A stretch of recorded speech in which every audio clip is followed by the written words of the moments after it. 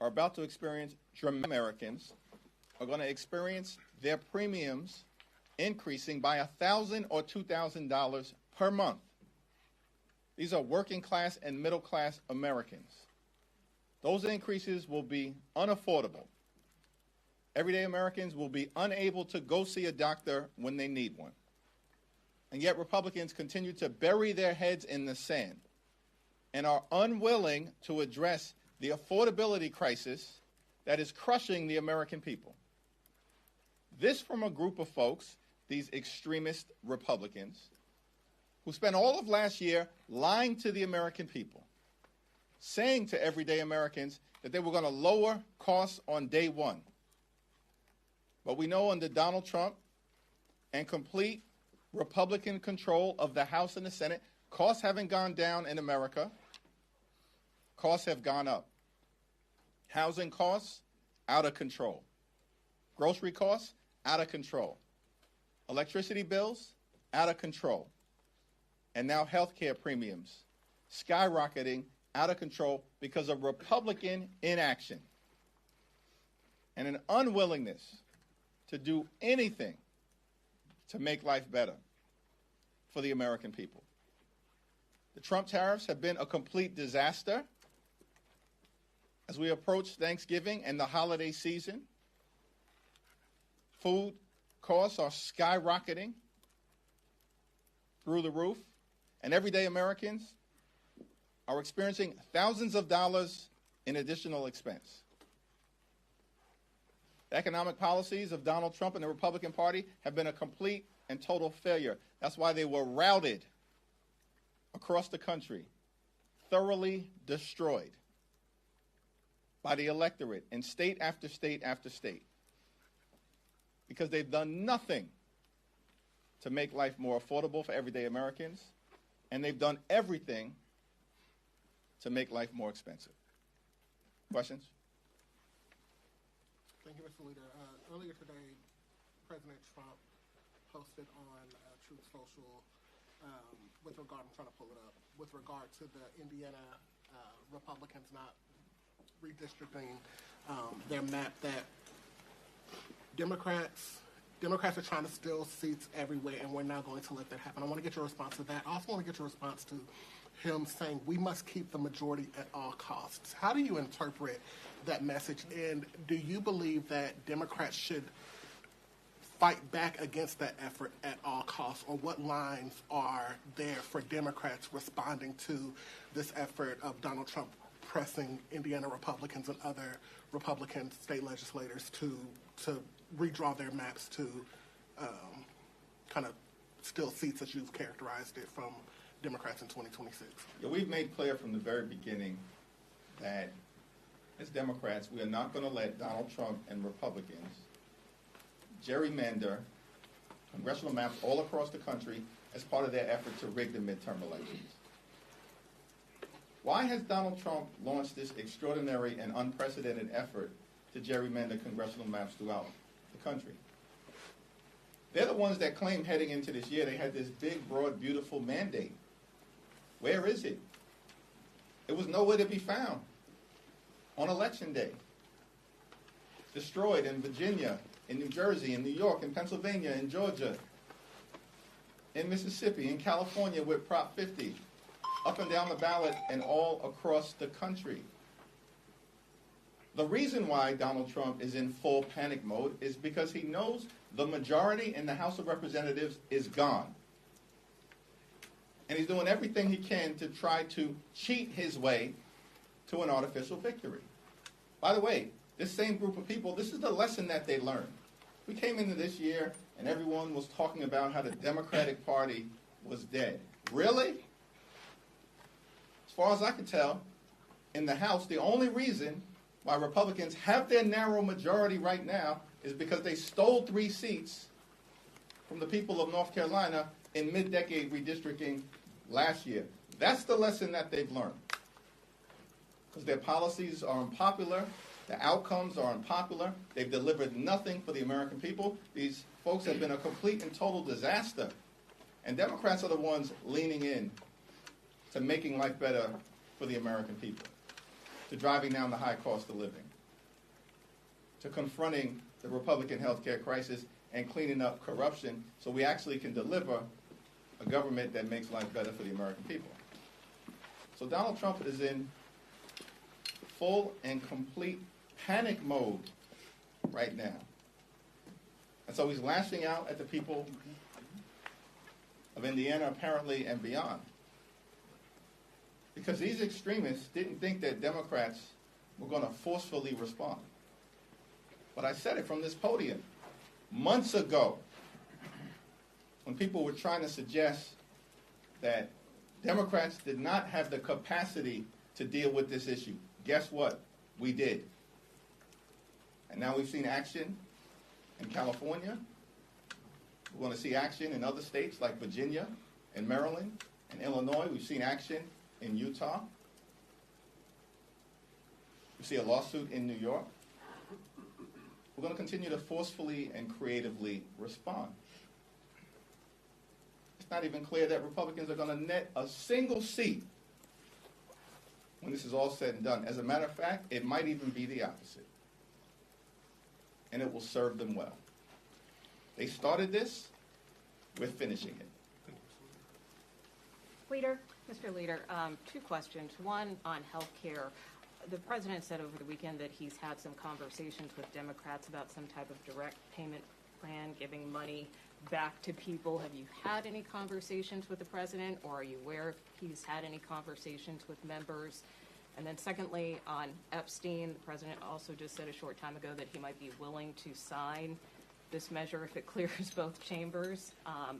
If that is the case, are you comfortable with whatever information is in the Epstein files if it involves or potentially implicates Democrats? Donald Trump appears to have chickened out on the Epstein scandal. He's caved. It's a complete and total surrender. Because as Democrats, we made clear from the very beginning, the survivors and the American people deserve full and complete transparency as it relates to the lives that were ruined by Jeffrey Epstein, who was a monster, and all of those folks who were dealing with him. The wealthy and the well-off. And people who are going to be exposed in full transparency. That's been our commitment from the very beginning.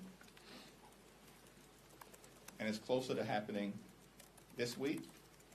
The House will act decisively. The Senate needs to act.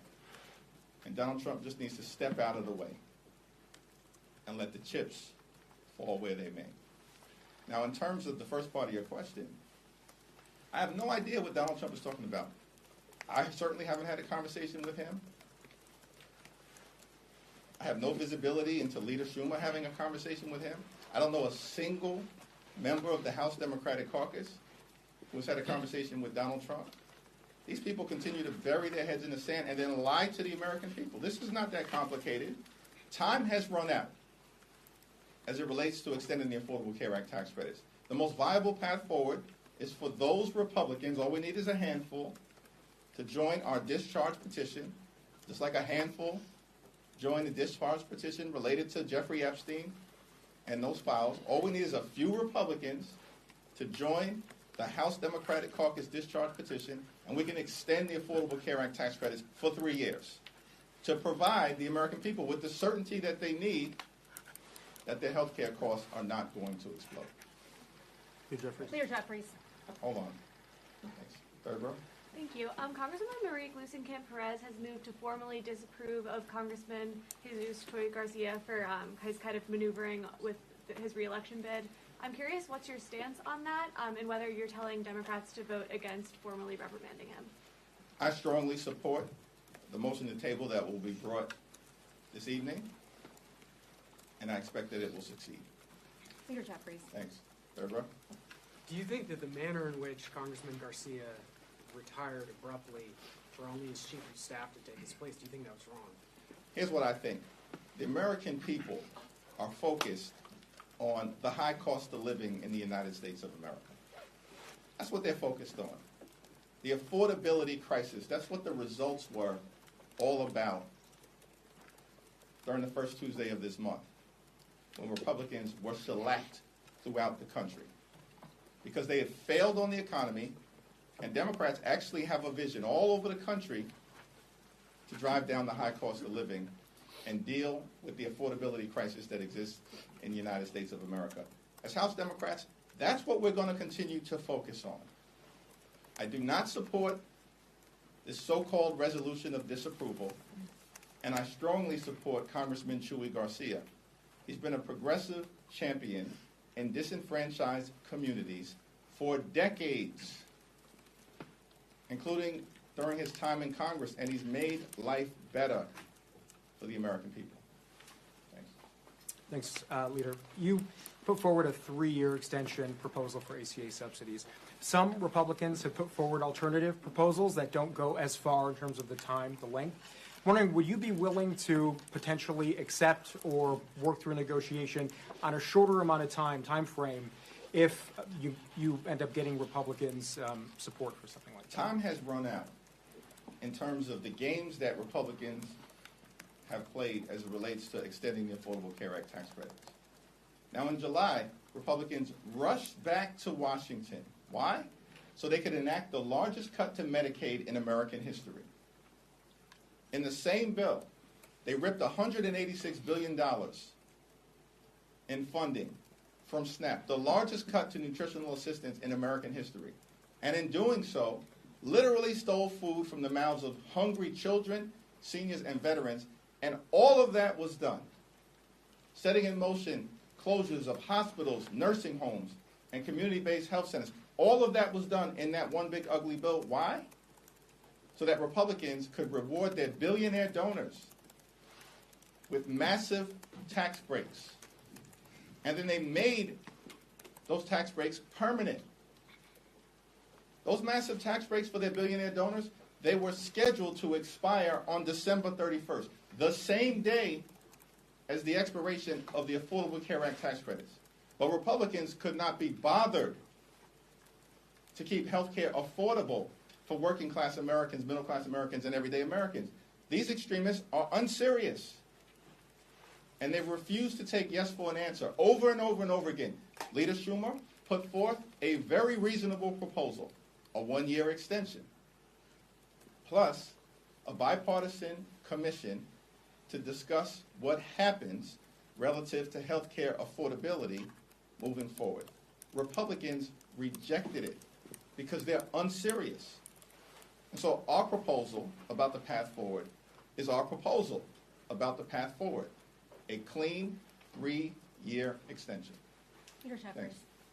Thanks. Why should Americans trust you and House Democrats on the Jeffrey Epstein files when one of your own, Congresswoman Plaskett, was found to be texting with Jeffrey Epstein during a hearing, getting information from him, using that in her questioning during a congressional hearing, and at one point he tells her, "Good job." This is a bipartisan effort to make sure that, consistent with what the survivors have requested, that there's full and complete transparency, and every single predator who may be in those Justice Department files doesn't escape accountability. Thank you, Leader Jeffries. New York City Councilman Chi Osei filed paperwork today to run against you to represent Brooklyn. He has said that Democratic leadership has failed to effectively fight against President Donald Trump. What's your response? Come on in, the water is warm. Thank you, Leader Jeffries. I wanted to ask, Representative Burchett and Speaker Johnson alleged that Democrats blocked the UC last week to release the Epstein files. Any comment on that? And did Democrats block that unanimous? I have no idea what Mike Johnson is talking about. He didn't pick up the phone and call me about a damn thing relative to the Epstein files. This guy has been blocking the release of the Epstein files for 7 or 8 weeks. The House has literally been out of session. Republicans have been on a taxpayer-funded vacation for 7+ weeks, refused to swear in Representative Adelita Grijalva. Why did they do that? Because they knew she would trigger an up or down vote on the release of the Epstein files, as she has now done. And we're supposed to believe Mike Johnson's crying wolf now, saying all along it was Republicans who wanted to release the Epstein files? Give me a break. It's not serious. These people are not serious. And we shouldn't tolerate the fact that they continue to lie to the American people on all of the things, on all of the issues. Their lies is what has gotten them in trouble. It's the reason why Republicans were beaten like a piñata on Election Day across America. And why Republicans are going to lose control of the House of Representatives next year, as I predicted earlier this year. Thanks. Thank you, Leader Jeffries. So there's been some backlash over the shutdown ending, people calling Democrats cowardly or spineless. So I wanted to ask, ahead of midterms, what's next for the party from here? Who has suggested that? And who have they said that about? There's been a lot of... I'm just asking for the sources. I can't answer a question unless you actually give me the sources so I understand the context of what you're talking about. Was that directed at House Democrats? It's directed at House Democrats, Senate Democrats, Democrats in office. There's just a lot of online murmurings on TikTok, X, everywhere. Online murmurings on TikTok and X aren't anything that I can respond to.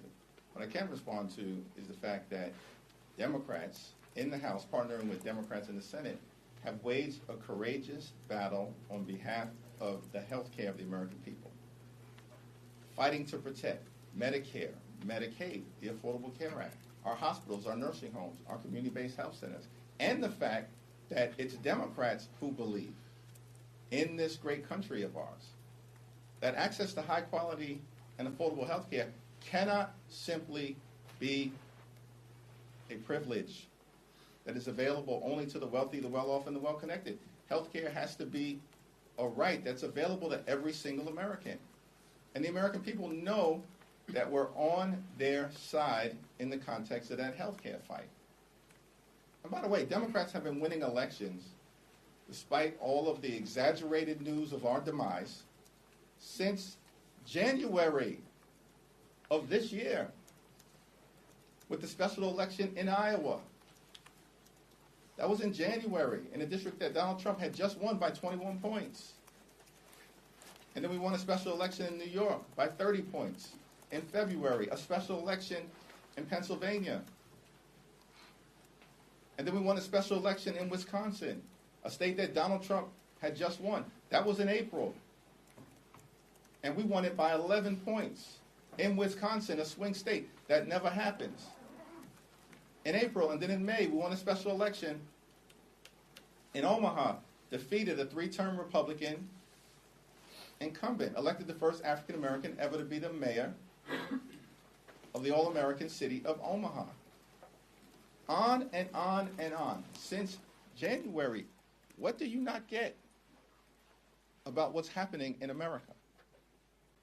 And the fact that the American people have rejected Republican extremism, and over and over and over again, time and time again, through the most recent election, embracing Democratic candidates, the Democratic platform, and the Democratic Party.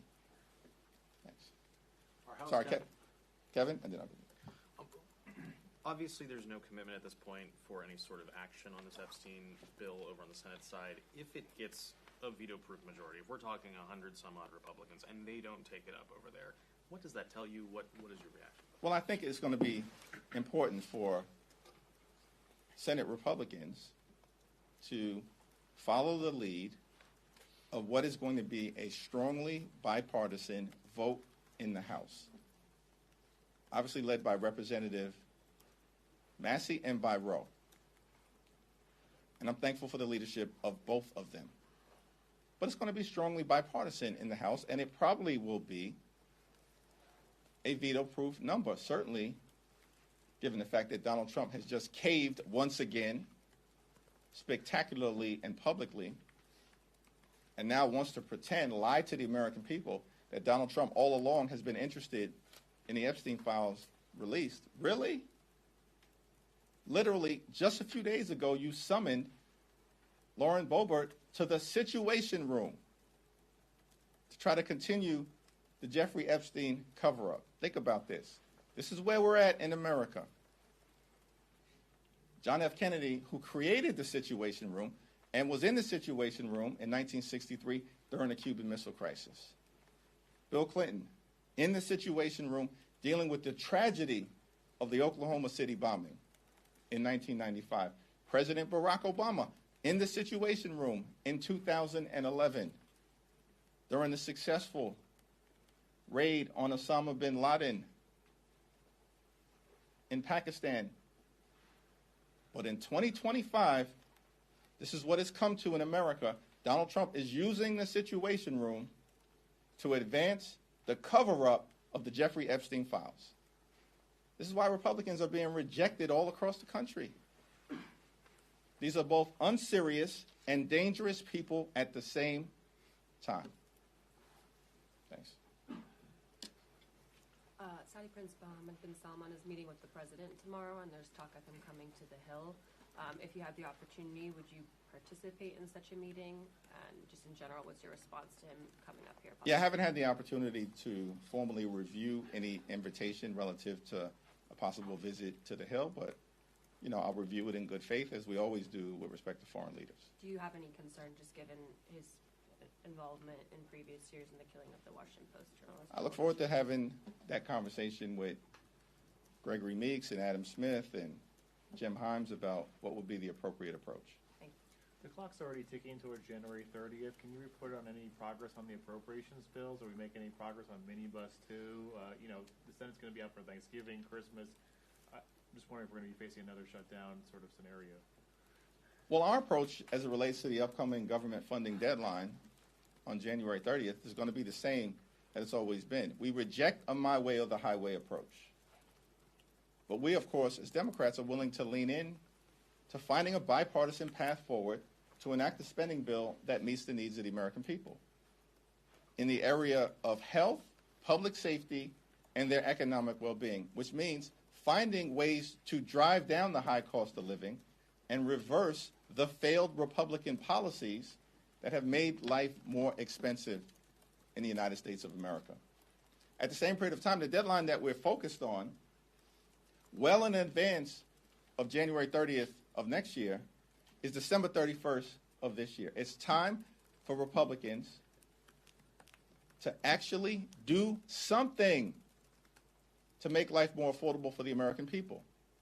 And the path in front of us is to partner with Democrats and extend the Affordable Care Act tax credits so that tens of millions of people do not experience their health insurance premiums dramatically increasing to the point of unaffordability.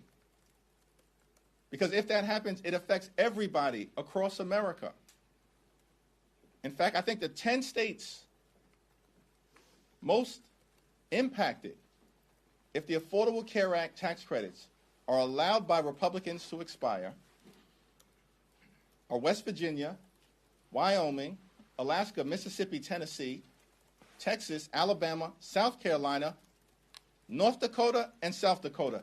The 10 states most impacted by the expiration of the Affordable Care Act tax credits. So this is not a partisan issue for us. This is a patriotic fight to protect the health care affordability of the American people in the midst of a devastating Republican health care crisis that is ruining lives, including in rural America, all across our great country. Thank you all. Thank you. If the president's name is not found in the Epstein files, will you accept?